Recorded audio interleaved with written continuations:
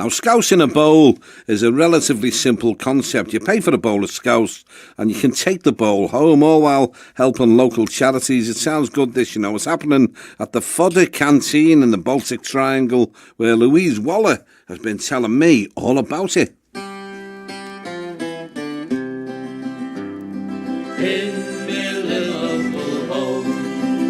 It was actually Andrew's idea. He was one of Baltic Clay studio members. He suggested a way of us to make bowls for a special occasion and sell them to raise money for charity, and it made sense to put some Scouse in them and have it as a local charity event. So you invite people along, come and have a bowl of Scouse, and keep the bowl? Yeah, so they choose the bowls, which takes quite a while because they're all different and handmade, and then they get to treasure the bowl, take it home and enjoy it. So do you know how many bowls to make? No, we want as many as possible. We're raising money for the Whitechapel Homeless Charity and Severa UK. So last year we raised over £1,000, and this year so far we've got about 50 bowls, but we're hoping to at least double that ready for the night. Yeah. It's got to be Scouse around here, isn't it? Yeah. And there's vegan Scouse and chicken Scouse and mutton Scouse. Wow. What a great idea. Well, let me just wander around here. Here's a chap.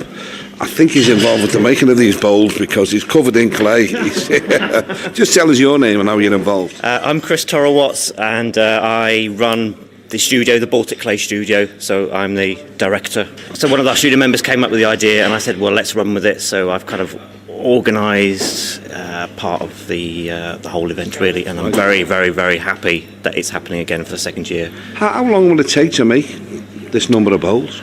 Well, we've started telling people about it in October, November last year, just to get them ready, really. All of our studio members are making roughly 6 bowls each, and each of them are completely different. And we're getting donations from studios around the northwest, so we're getting some from Lark Lane, from the Bridewell Studios at the Pot Factory, from MON Ceramics on the Wirral, from Clay Works up in Southport, and from individuals who work at home. So it's kind of from everywhere. So everybody, every potter around the northwest knows about it, and they're making bowls for the event. So how will it work? Will a customer come in and will they select their own bowl, or will you say, right, yes, here's your bowl? We'll lay them all out and on the tables, and then you pay your £10, you choose your bowl, spend some time having a look at it, picking them up, looking at the colours, the weight, the different styles and sizes, and you get to choose the one that you take home forever. I think we'll be watching Antiques Roadshow in 100 years, and there'll be someone saying, do you realise this is a genuine Scouse in a bowl bowl? Well, we hope it's this year it's really caught on. The social media stuff has been amazing. We've had loads of people saying that they're coming. This year I reckon is going to be really big. Next year, hopefully even bigger. Wow, isn't that fabulous? It's going to be great. So the small matter of what's going in the bowls is down to a gentleman who's sat next to you. Just tell us what your name is and what you do here. I'm Anthony Zausmer. I'm a Scouse nut. I used to have a place over in Birkenhead which opened in Capital Culture Year called the Scouse House. Your colleague Billy Butler actually did a programme from there. I was very upset because in Capital Culture Year, it's Liverpool, I think it was, or one of its forerunners, decided that they wanted to run a competition to find a successor to Scouse because they said it no longer reflected Liverpool as a thrive, and I was absolutely up in arms. And that was the same year that I invented the liver bird Scouse, which, as the sales pitch goes, when we can't catch liver birds, we use chicken, so it's a chicken stew. But we're very proud of what we do. I mean, I produce all the Scouse off-site for here. We do a traditional slow-cooked mutton. We do a vegan blind Scouse, and we also do this the liver bird Scouse. So how long has this been here, the canteen? We got the keys 3 years ago and 2 weeks, I think it was, the end of January in 2015. Opened in the April, and so it's just come out to 3 years now. Closely guarded secret, the recipes, are they? They're fairly standard. I mean, all the normal ingredients you'd expect to find. As I say, I opted for mutton rather than beef because I think that in the old days people couldn't afford beef. But the other ingredients, potatoes, carrots, onions, swede, or turnip, as most people round here call it, that's it. That's all. It's simple. I think when you talk to people as well, it's funny because everyone's got a different take on it, what the mum used to put in, and it was a case of whatever was there at the time, wasn't it? That's right, absolutely.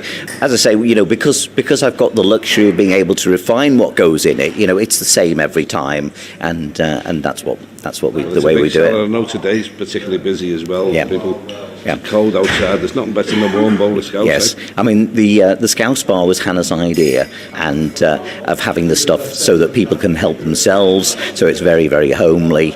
One of the stories that she loves to tell is how her grandfather used to do a Scouse. Used to buy chippy chips on a Friday, keep them over the weekend until they had Scouse on a Sunday, and then at the last moment throw the chippy chips into the Scouse. And I keep on meaning to try to do that, but I haven't done it yet.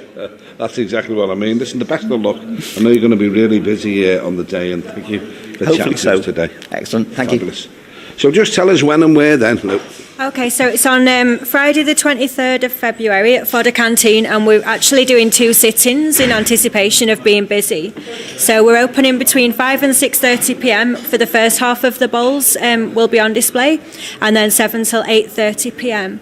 And at both the sit-ins you'll have an equal choice of bowls, and we've got a guitar player called Chris Callender who's going to be doing classical guitar for us. Wow. Becca's signed some of her illustrations as kind of limited edition prints, and we've got a t-shirt guy who's printed Scouse bowls onto t-shirts that he's donated some for us to sell as well. Wow. And all the funding and the fundraisings for the Whitechapel Centre? Yeah, it's for the Whitechapel Centre Homeless Charity, and also we're going to split some this year with Severa UK.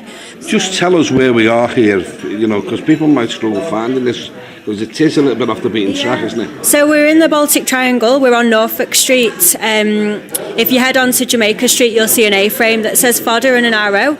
So we're just kind of on the back of like Unit 51, really. So there you go, the 23rd of Feb. Come along, select a bowl, get yourself a lovely bowl of Scouse. There's entertainment on. It's going to be a great event, and every single penny is going to a wonderful cause. Thank you so much for your time today. Thank you.